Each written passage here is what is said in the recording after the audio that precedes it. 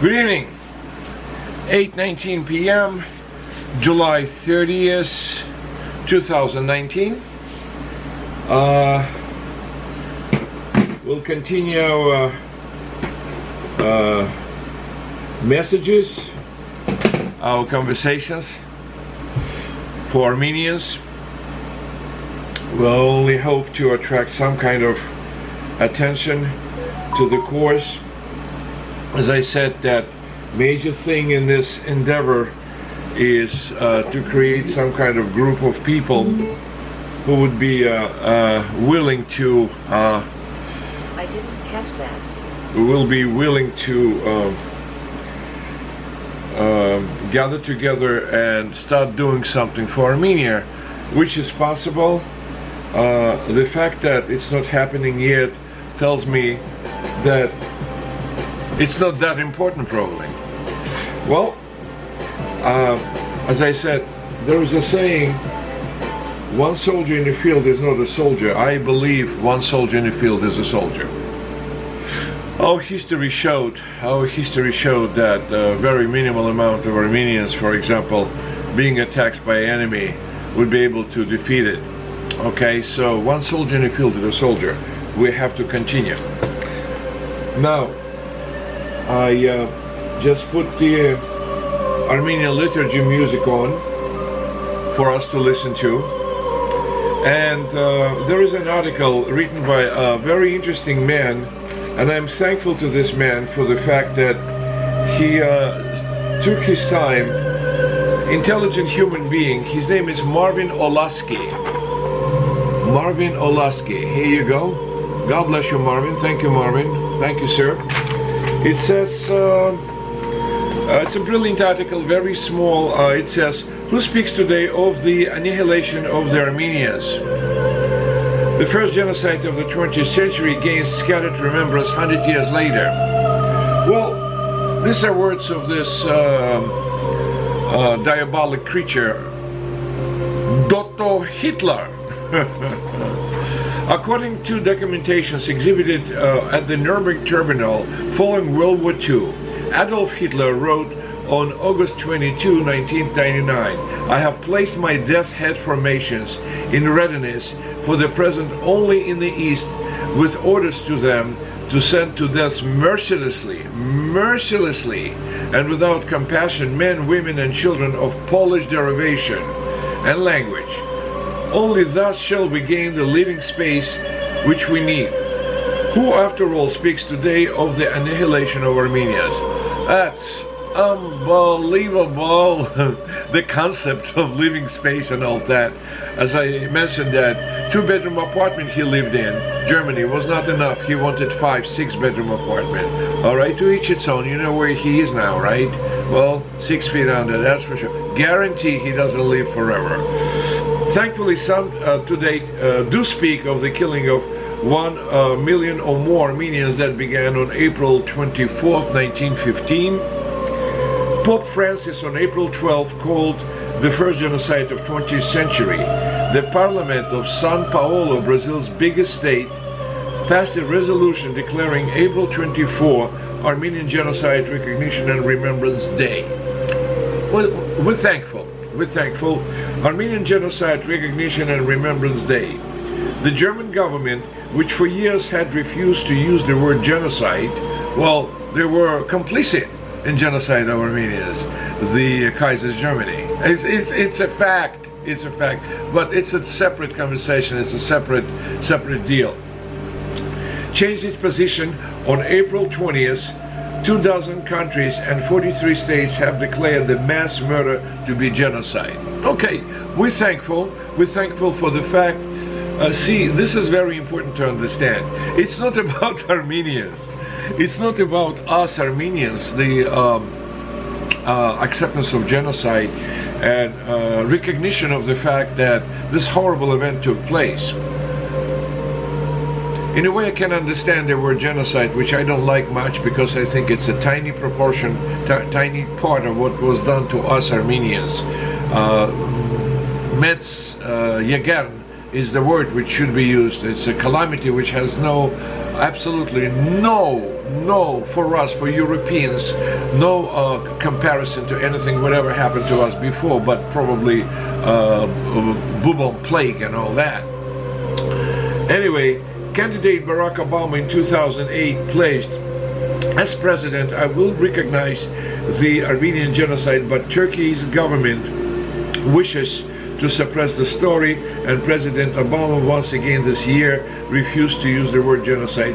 On April 21, Ken Hachikian, chairman of Armenian National Committee of America, said, President Obama surrendered Turkey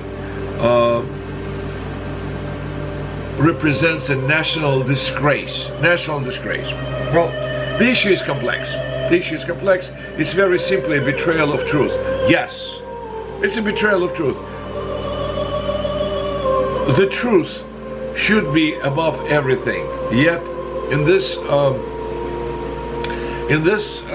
pathetic reality which we live in, for majority, I'm sorry folks, I don't want to insult you all, the truth is a questionable matter. So what I'm saying, to have guts to speak up, it's very difficult, right? It's scary. It's scary. They will come after you. Anyway, to understand what happened in 1915, we should start with what happened 20 years earlier in eastern Turkey, where Christians had lived for almost 2,000 years. He's part of a missionary letter published in June 1895, Woman's Journal. The less horrible outrages were some of the following, bayoneting the less horrible outrages.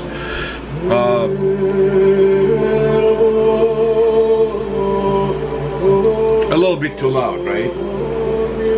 We're bayoneting the men, outraging a euphemism for raping, outraging, euphemism for raping women, and then dispatching them with bayonets or swords, ripping up pregnant women, impaling infants and children on the bayonet, or dispatching them with the sword, houses fired, and the inmates driven back into the flames.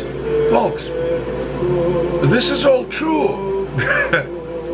How can we today direct our attention just to the word genocide?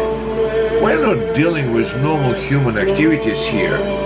A British couple described numerous Armenians walking around mutilated hands and right arms cut off and eyes gouged out, with Turks taunting them, "Where is your Christ now? Where is your Jesus? Why does he not come to save you?" British consul Henry Barnham visited the town of Aintab and described its massacre. The butchers and the tanners, with sleeves tucked up to the shoulders, armed with clubs and clevers, cut down the Christians with cries of Allah Akbar.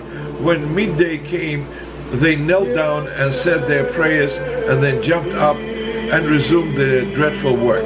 Anyway, I can't continue with this forever. There is a reason why I presented this article to you. Folks, it's not the word genocide per se. Oh, genocide. You know what? With years to come, the intensity of the horror, the strength of this event is sort of subsides, and we know, oh, these damn Turks. No, no. It is a complex issue. It's not that words can describe this non-human diabolic activity. If somebody would like to tell me that Turks are bad people, it's a joke. They're not bad people. The activities are activities of devil. And I'm not some kind of Christian preacher who tells devil this, devil. It's diabolic. You asking me if there is a devil? Yes, there is. That's diabolic. And instead of saying genocide, only this and that, this diabolical, biblical event of biblical proportion, diabolical, it was a devil with their hands doing that to us. No human is capable of producing this kind of quality.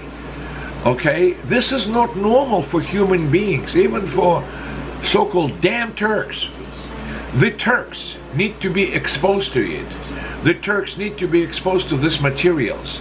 They need to be continuously brainwashed and told, hey, this is what you did. Not because you're bad people, because it's a devil. It's diabolical behavior. Is there any kind of reproachment or forgiveness? Are you crazy? None. Impossible. Reparations, this and that. Shove your reparations. We don't need you. You acted exactly as devil would act, and there is no forgiveness to this. Absolutely. I don't know what else to say, but we have to be extremely careful who we deal with. Okay? It's non-human. I said my piece.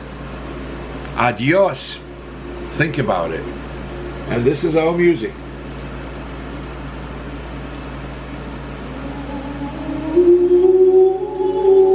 This is our music. And they try to exterminate this, and they call themselves human beings. I don't think so. I don't think so. And it's not an insult, it's the fact.